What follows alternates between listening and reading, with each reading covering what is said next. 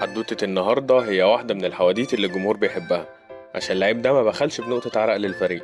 هنتكلم النهاردة عن عمرو السولية.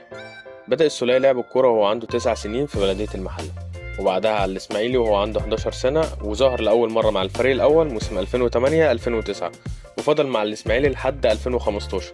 لعب في الفترة دي حوالي 150 ماتش وجاب بتاع 18 جول. وفي صيف 2015 يطير عمرو السولية على الإمارات وينضم لنادي الشعب الإماراتي عشان يلعب معاهم بتاع 18 ماتش ويجيب 3 جوان. وبعدها يرجع عمرو السولية على مصر تاني، بس المرة دي من بوابة النادي الأهلي عشان يبدأ يكتب التاريخ مع المارد الأحمر.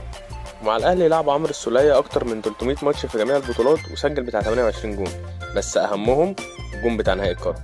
السولية تقريبا كان أول لعيب مصري يسجل في 3 نهائيات مختلفة في دوري أبطال أفريقيا. ومع الأهلي أخد عمرو السولية 8 دوري و4 كاس مصر و5 سوبر مصري و4 دوري أبطال أفريقيا و2 سوبر أفريقيا، ده طبعا غير برونزيات كاس العالم. السولية من نوعية اللعيبة اللي كنت تطمن دايما بوجوده في الملعب. كان عامل ثنائية مع حمدي فتحي كانت من أقوى الثنائيات في أفريقيا.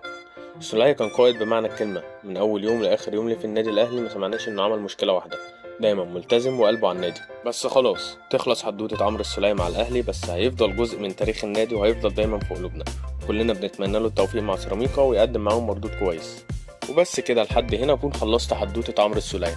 لو عجبتك الحدوتة تابعني عشان في حواديت تانية كتير هتتحكي. في كابو التالتة بنتكلم كورة بس بطريقتنا. سلام.